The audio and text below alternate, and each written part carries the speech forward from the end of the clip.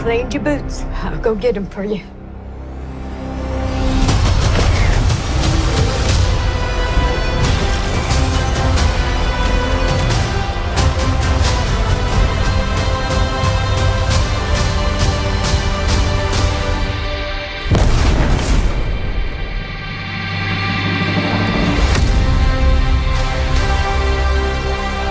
Superman is the latest DC Comics action flick to hit theaters. The film is directed by James Gunn, who of course a couple of years ago was named as the new head of DC movies over at Warner Brothers, and he announced that not only was Superman going to kick off their new DC universe, but he was going to direct it himself. And I remember when this news came out, I was a little sad that we were leaving the old DCEU behind, because while it definitely had some misses, there were some really high highs in that franchise, especially in the Snyderverse portion of that franchise. I absolutely love Ben Affleck's Batman, Henry Cavill's Superman, Gal Gadot's Wonder Woman, Jason Momoa's Aquaman. There were some really great characters, some really great actors in that franchise, and we were just leaving all of that behind. So much of my time as a movie fan had been dedicated to the DCEU or the Snyderverse, and it all just kind of got shoved aside for a new DC universe. But that's just the way things go sometimes, and so they announced that we were getting a new Superman movie with new actors playing some of our beloved characters, and so I started to get excited for this film.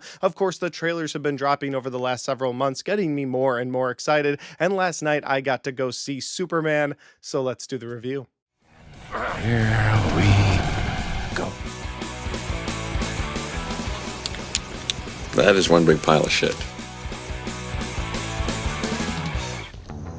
No, I shot him. Bullets in the fall killed him. So as I said at the beginning of this video, DC is going in a brand new direction, leaving behind the old universe, going for a new DC universe, kicking it all off with Superman, and of course they are now giving us new actors playing some of our favorite characters. In this film, we get David Cornsweet as Superman, Rachel Brosnahan as Lois Lane, and Nicholas Hoult as Lex Luthor, the very envious Lex Luthor. Because as you find out at the beginning of this video, metahumans came to Earth over 300 years ago, and 30 years ago, a very special metahuman crash landed in Kansas that of course would be the baby that would grow up to be Superman. So now 30 years later, 3 years into trying to protect Metropolis, we have a full-grown Superman doing his best to once again save Metropolis. And you find out that there's a metahuman who's in Metropolis pissed off because recently Superman stopped a conflict in his country where they were going to invade a neighboring country. Superman didn't want those countries to fight, and so he just stopped it. Whether that was right or wrong, it's what he decided to do to stop the bloodshed. And so you see him fight this metahuman at the beginning of the film who kicks his ass so bad that he has to retreat to the Fortress of Solitude to get powered up by the sun to go back to the fight.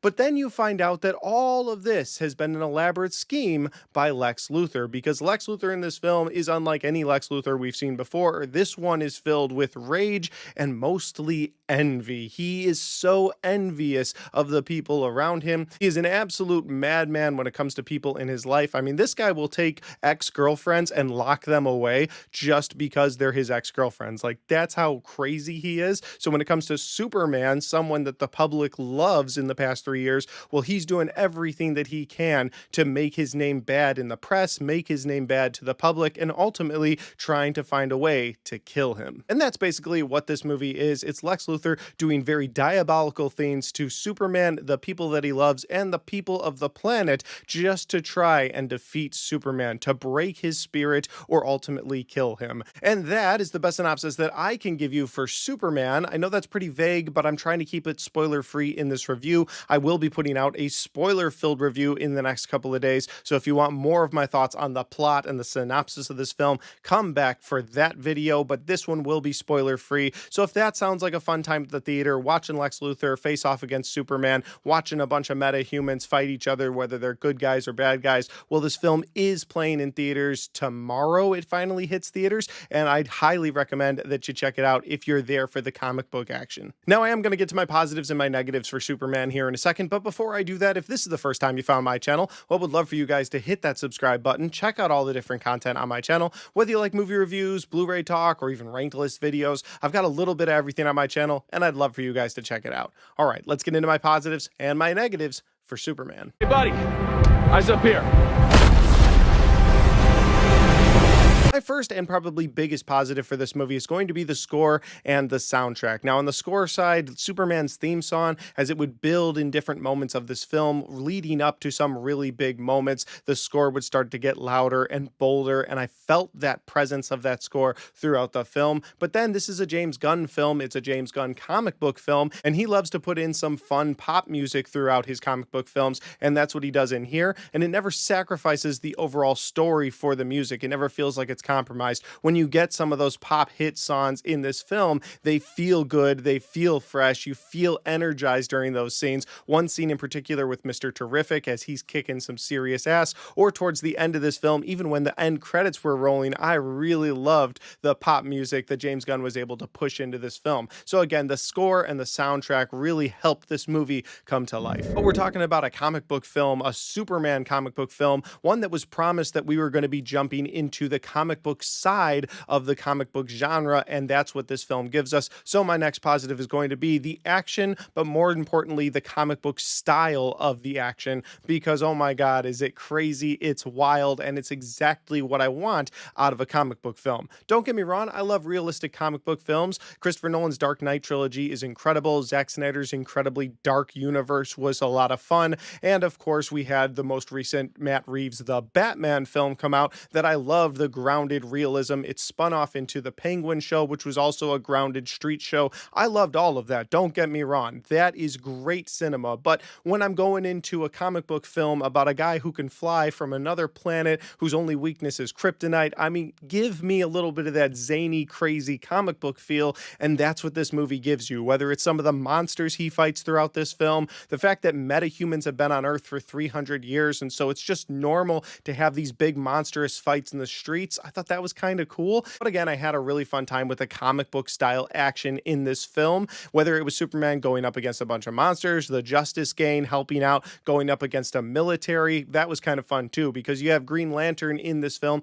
played by Nathan Fillion. He's going around and he's trying to save these people, but he's doing it in a way that he wants to do it. And so instead of like creating a big weapon, he'll just have like a hand that comes out of the ground, a Green Lantern hand that pushes a tank over, or one that'll maybe flip off the person that he's pushing the tank against. That was kind of fun too. So there was a lot of little things like that throughout this film in the action scenes that felt very comic book. It felt like comic book pages coming to life, and I appreciated that. Now, this is a James Gunn comic book film, and so you're going to get a lot of laughs. That's something that I was anticipating going into this movie, especially from the trailer. There were a few moments where I laughed in the trailer, so I was like, okay, I bet we're going to get a lot of this, but my worry was that it was going to compromise the film. And so that leads me to the next positive of this film, and that is that the comedy does not compromise the overall story, the seriousness of that overall story. Yes, Superman himself cracks a few jokes in this movie, but it never feels like James Gunn is going full Guardians of the Galaxy with Superman, or really any of the characters. Several of the characters in this film have some great moments that make you laugh. Jimmy Olsen, especially in this film, has a few moments that'll make you laugh out loud. But again, those moments never really compromised the seriousness of the overall situation. Something world-ending that's happening to the planet still felt like something world-ending.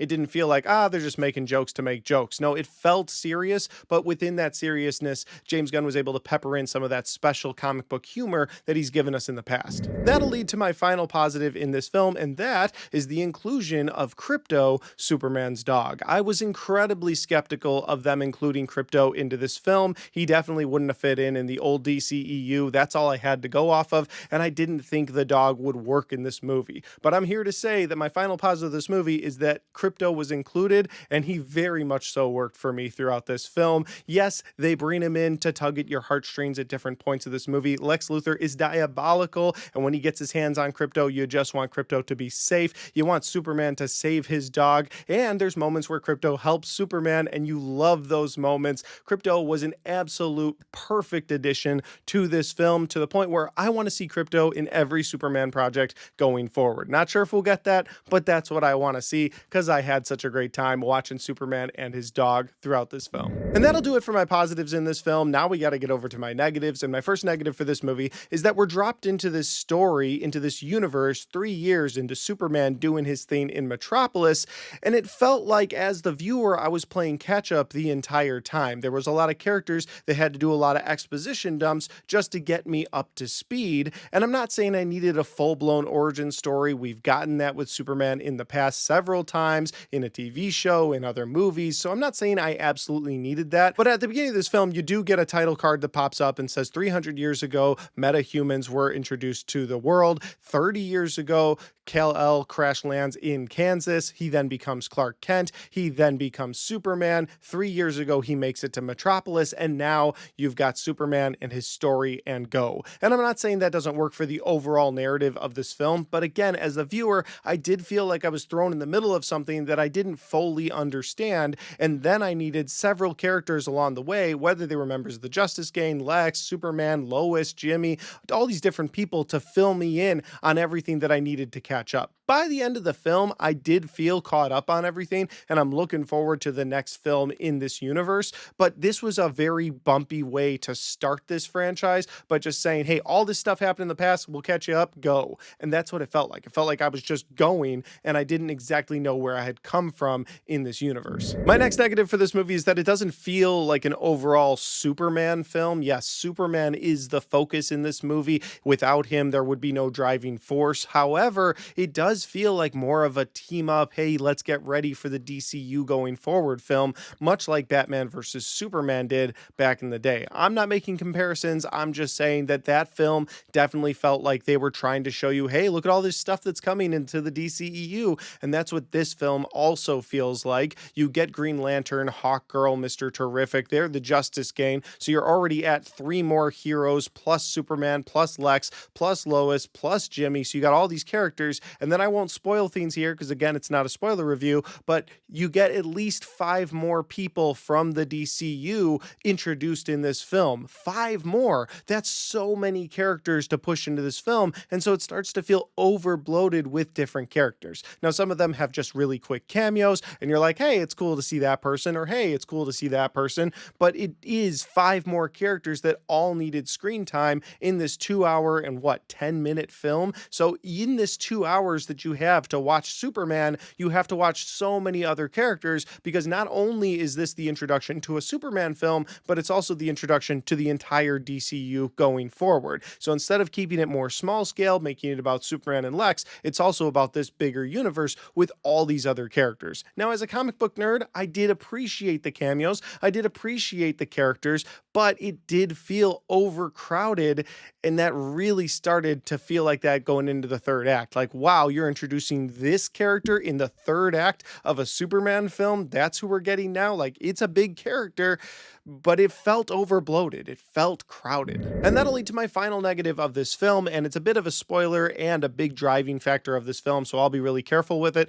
So I'll just say in this negative that I was not a fan of how they portrayed Superman's Kryptonian parents throughout this film. That's all I'll say for now, because again, I don't want to get into it. I will go into more spoilery detail in my spoiler review that'll come out in the next couple of days, but for now I will just say that that really bothered me. I don't think it was handled correctly. I didn't like that as a driving force for this film. I understand what they were doing. They were trying to show Clark making his own path in this world as Superman. They were trying to show that you can be better than what your parents expect out of you, but again, there could have been a better way to do this. I think they've told that story through the comics and through the movies in a better way in the past, and for me, it just really didn't work. Overall, do I recommend this movie to people? Absolutely. I had a really fun time with this movie, even with those negatives, even with the bumpy start to the DCU. I still had a really fun time with this. I laughed a lot. I really enjoyed the action scenes. I had fun with the different monster or robot battles throughout this film, and I like where the DCU is going. So I will say that if you're a big DC fan, if you're a big comic book movie fan, you love Superman, then go see this movie on the biggest screen possible. I think you'll enjoy it. I don't think my negatives should hold anybody back from going to experience this on a big screen because of the size and scope of this film. I think the best way you'll watch this movie is on a big screen, so I would recommend you go check it out at your local theater this weekend. But guys, those are just my opinions because that's my review for Superman. Have you guys had a chance to see this film yet? If you have, let me know in that comment section down below. Are you planning to see it this weekend? If you are, let me know in that comment section down below. And finally, guys, if you like this video, don't forget to hit the like button because it helps the video, it helps the channel, and it helps me right here. Thanks for watching, and I'll see you next time.